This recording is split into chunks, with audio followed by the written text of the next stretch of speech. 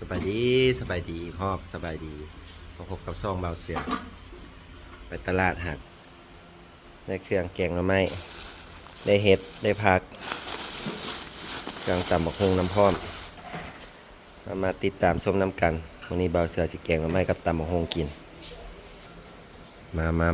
ฝากหน่อไม้เหมือนกัน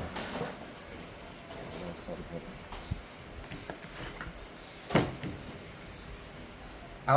สองนอแล้ววะนี่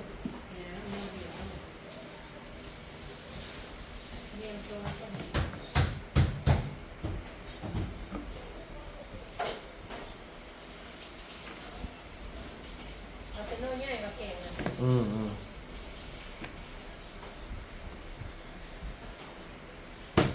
มันจะเอาแค่ไหน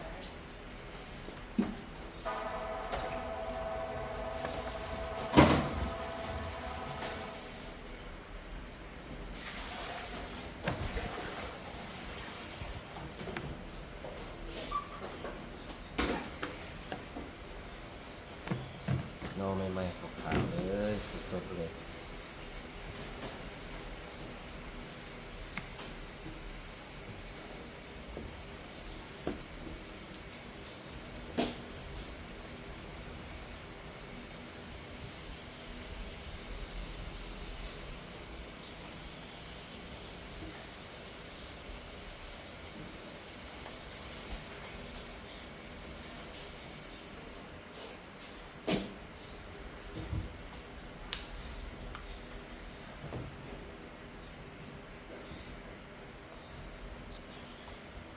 เทียบหม้อน้ำร้อนไว้ทันเลย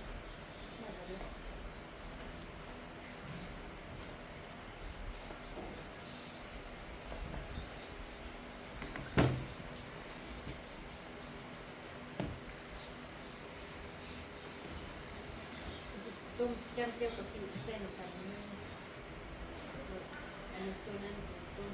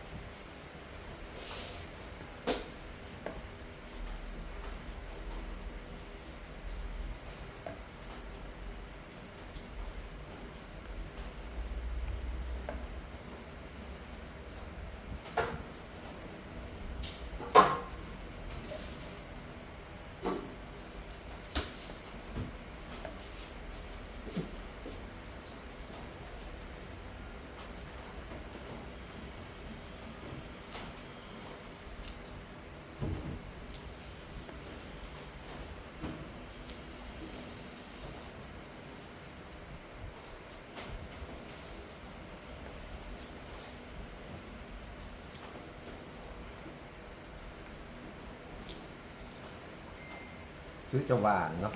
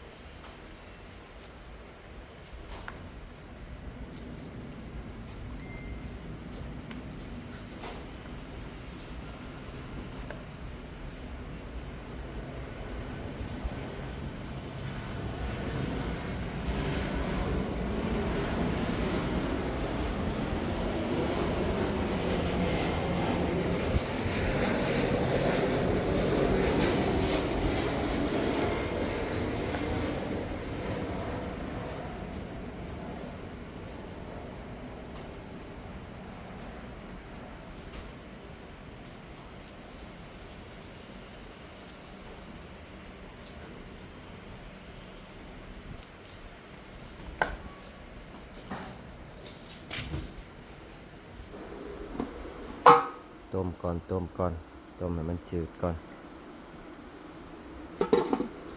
นะ ซ่อมเฮ็ดน้ำกัน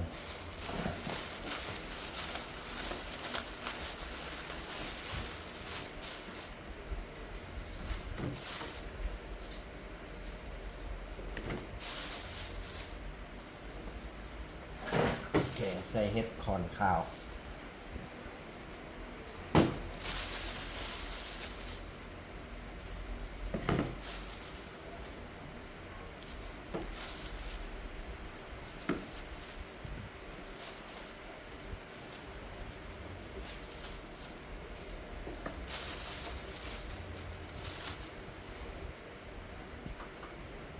ลูกสาวล่าแล้วอ่ะลูกนี่อาจารย์ สาวปุ๊บ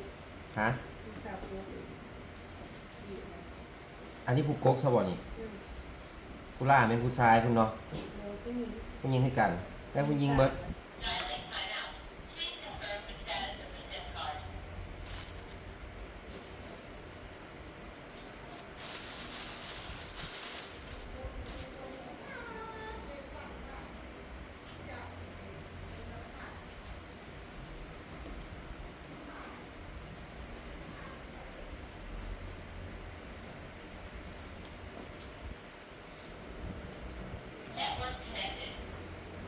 เดิม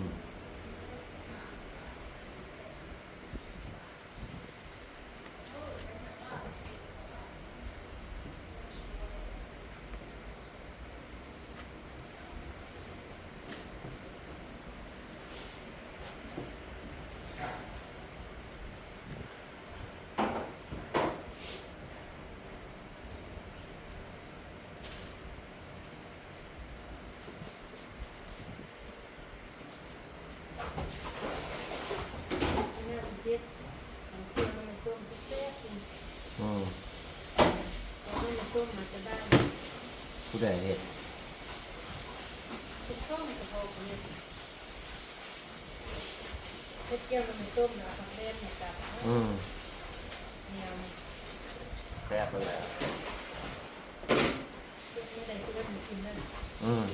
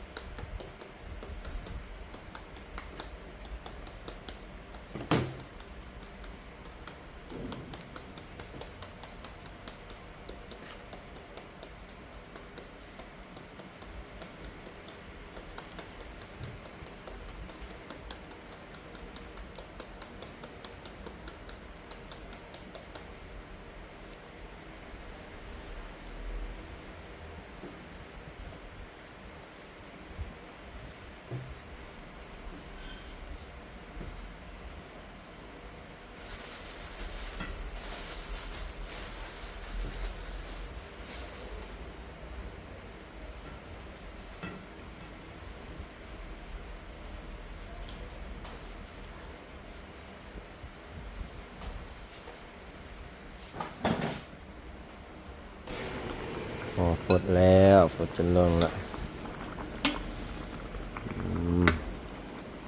เราถ่านมันจืด แกงใส่เห็ดคอนตามมะกงน้ำพร้อมนะ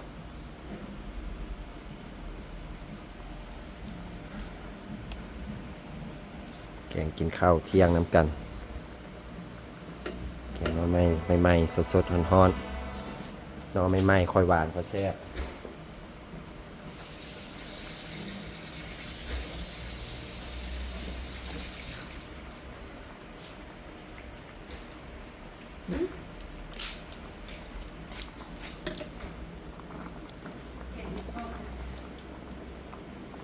หึ ยังตี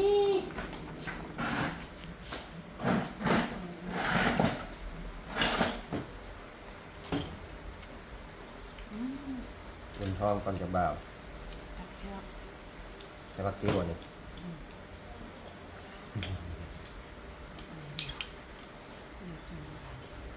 ของแซ่บมีหน่อยกินหน่อย แกงเห็ดเพาะชื่อเรื่องอะไร ทุกอย่างมันเกินสาม ชื่อเรื่องอะไร ไม่ดี ได้กินแล้วเด้อ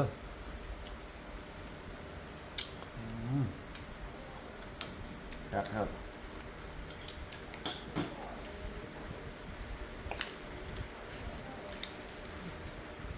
หอยอะไร หอยอันนี้หอยปังน้องแม่นหอยโป๊ะ น้อยเลย หอยที่กระต่าย กินได้เบิดเลย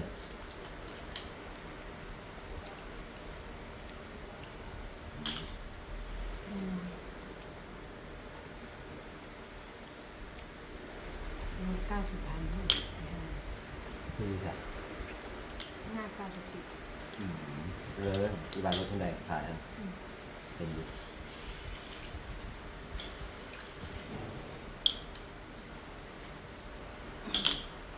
นี่กินหอยปัง บ้านเราบุกเบิก หอยไส้เป็นเนื้อไส้มันบ้านหวาน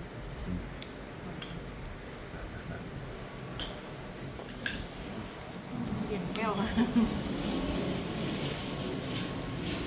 ครับ อันนี้แกงใส่ปลาแดกแซ่บอันนี้ใส่ปลาแดก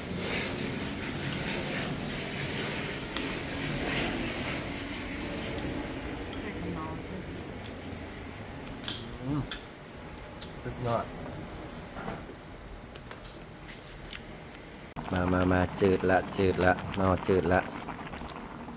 ตำข้าวเบื่อก่อนตำข้าวเบื่อใส่บักเผ็ด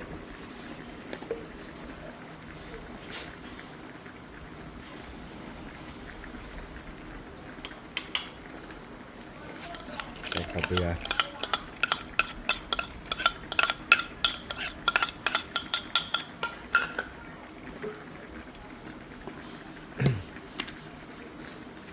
ใส่กะปิน้ำความนัวตำ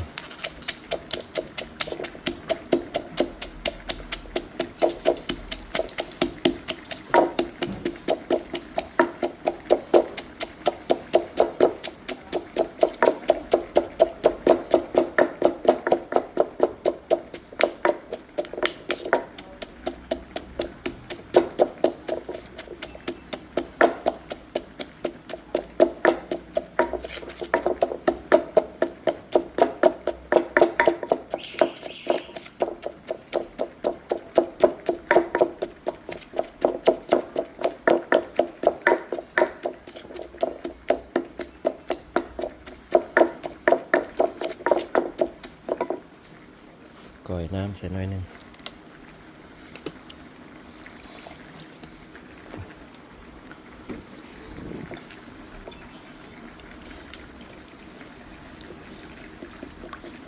ตัดเข้าเบื่อ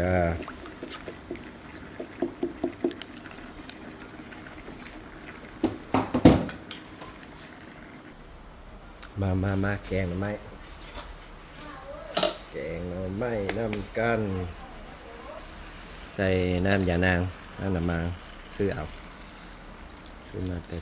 ตลาดใส่ขวดเลย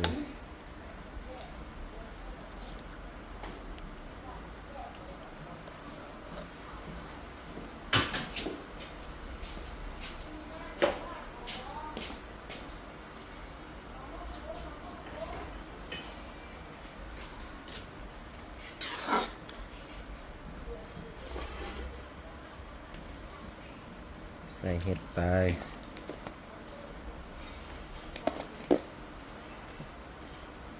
ใส่เห็ดขอนเห็ดขาวเห็ดขอน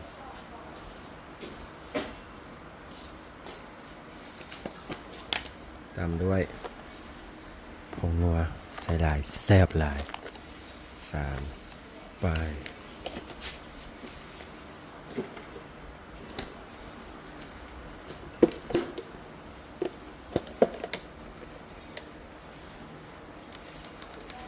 เกลือหน่อยหนึง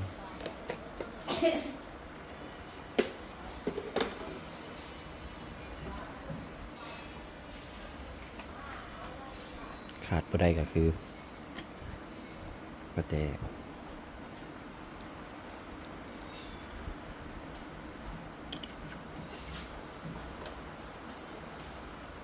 คนถ้าเฮ็ดสุกแล้วจึงเอาข้าวเบื่อลง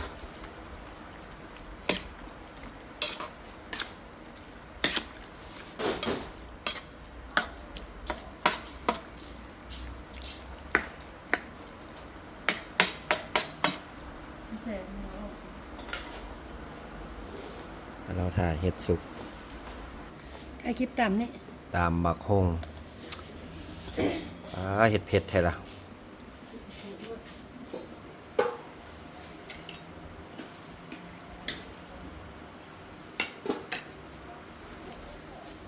ใส่บักเผ็ดใส่เครื่องปรุงผงนัว ว้าวโอ้ยมักสิเฮ็ดนะ กะปิใส่บ่นี่เอาน้ำตาลนี่ใส่ละบ่ใส่น้ำตาล ใช่ ใส่ละกระปุกน้ำตาล คือสิใช่ดอก โซคีมือต่ำบักฮงให้กิน สู้ขี้มือ ตำบักฮงใส่บักกอกใส่บักเอิกใส่บักเอิกแซ่บ ใช่ ๆอันนี้ปลาแดกเนี่ยปลาแดกหัวขาวรสแซ่บคือปลาแดกแม่อัน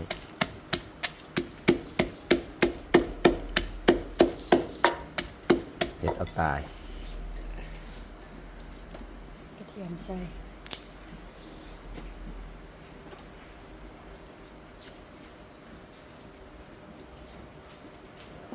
แล้วก็ใส่กระเทียม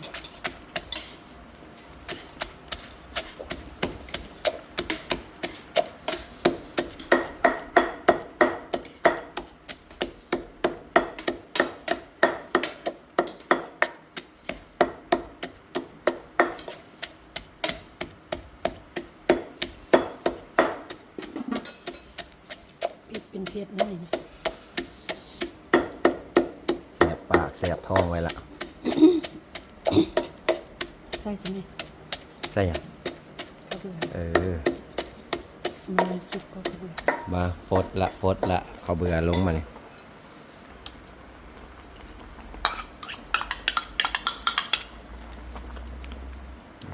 หอมบ่หอมทะลุจอบ่เข้มข้นเป็นตะแซ่บนะ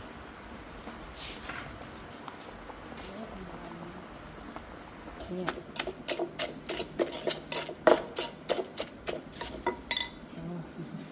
ใส่เครื่องปรุงไม่ยังเอิก เคลียร์ เขี่ย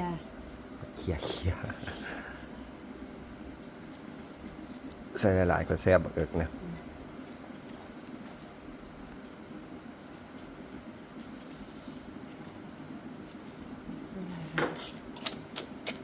โคเลไปตำไปเล่นบ่ใส่ปะ ใส่ตามอีกก่อนเซ็ตขนาดนี้ สีสันจ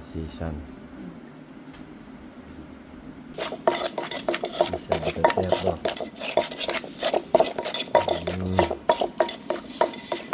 ใส่อย่างเติม เด็ก กระแดก อุ้ยแต่ กระแดกของยี่ห้อบัวขาว แมงแบบนี้ บักนาวใช่แล้วปะ เนี่ยโอ้ยแมงแบบนี้ใส่ไปเลย อ๋อส่วนหมอหน่อไม้ค่อยฟดล้วนละล้วน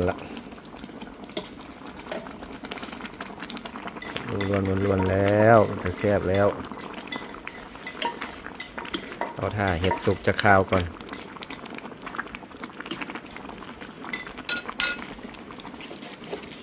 เป็นยังไงตำบักฮง มันใส่หลายแล้วเป็นหมด ใส่หลายแล้ว3 บวงคนละ จับ โอ้โหปลาแดกอีกปลาแดกไอ้บัวขาว ไอ้เดียวขาวแซ่บ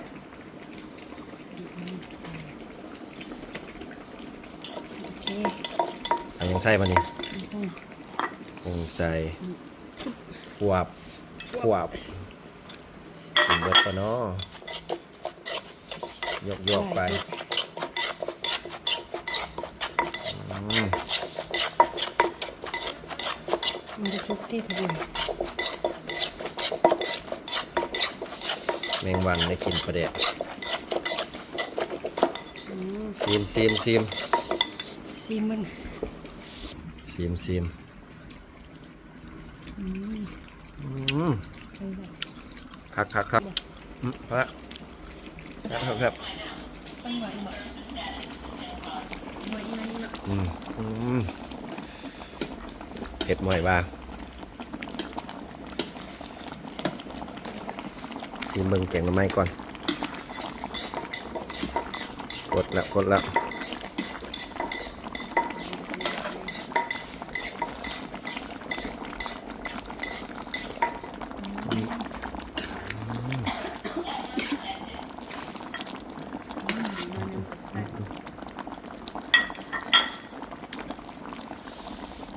เป็นไงจางปลาแดกบ่ปลาแดกย้อนน้อยหนึงแล้วกันได้แล้วมันพี่น้องปลาแดกย้อนน้อยหนึงตามด้วยผักลงไปผักข่าผักขะแยงกินหอม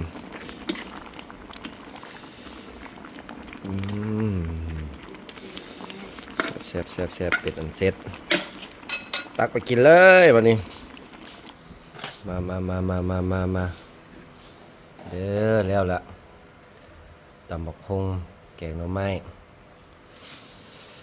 ต้มหน่อไม้อีกมากินข้าวเที่ยงน้ำกันสบายดียามเที่ยงมากินข้าวที่ช่วยกินข้าวเที่ยงน้ำกันเมนูนี้ได้แกงหน่อไม้นอนสดใหม่ไม่ใส่เห็ดขอด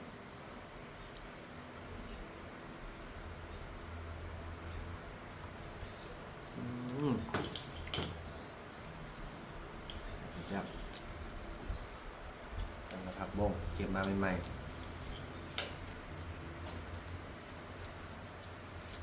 เข้ากับลำกินยามมื้อสวยตำบักหุ่งแกงหน่อไม้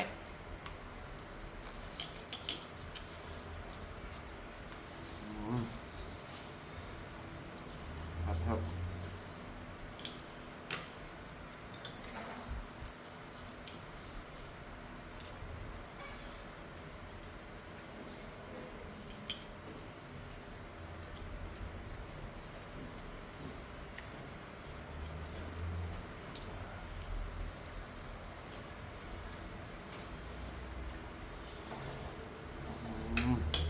ครับ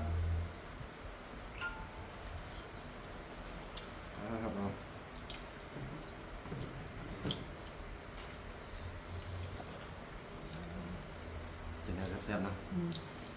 ทั้งแซ่บทั้งเผ็ดทั้งฮ้อนเขา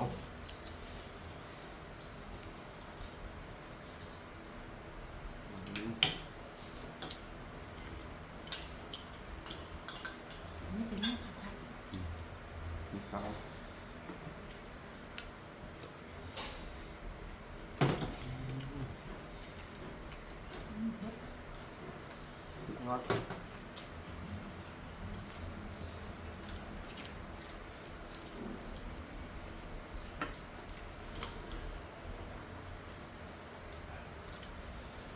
ใส่เห็ดคอน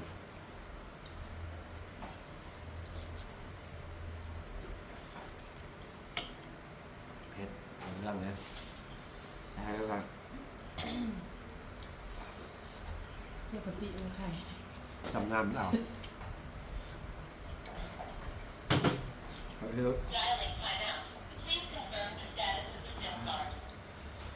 เผ็ดมาใส่ฮอน แกงหนอใหม่ๆสดๆหวานๆวะ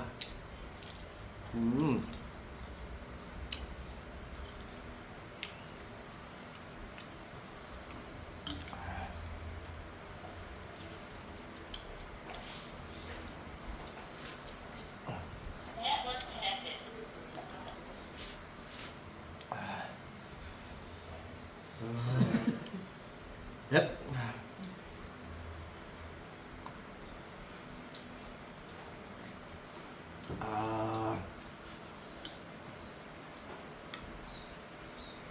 ใส่เห็ดหน่วย ไล่ ทำเห็ดแห้งพอมี นักอายุใช่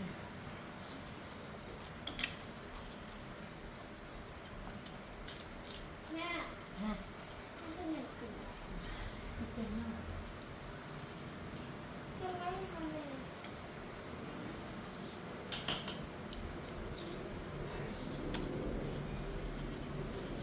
อันนี้กระเพชรอันนี้กระห้อนพัก เข้ากันกำลำ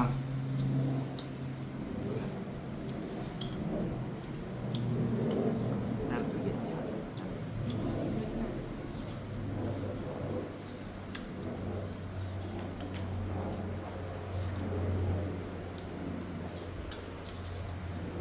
แบ่งคน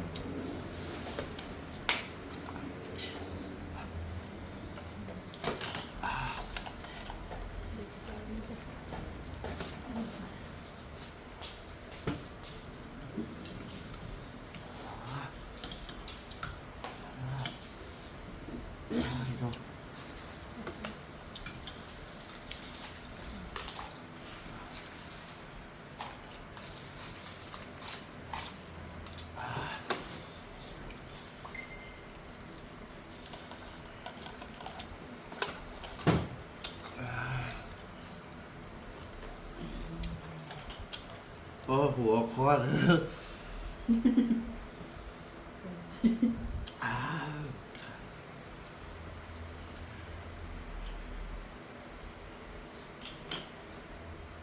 มันเย็นแล้วมันฮอน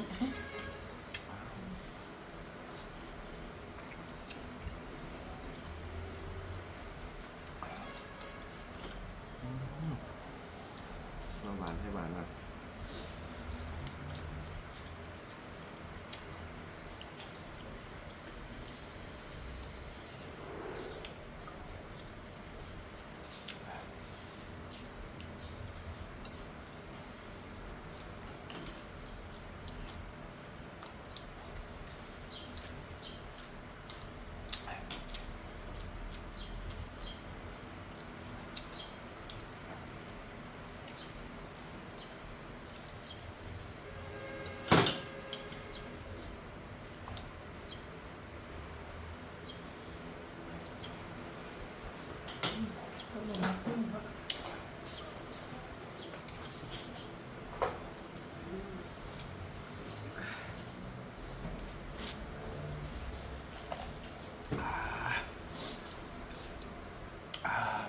เพชรพี่น้อง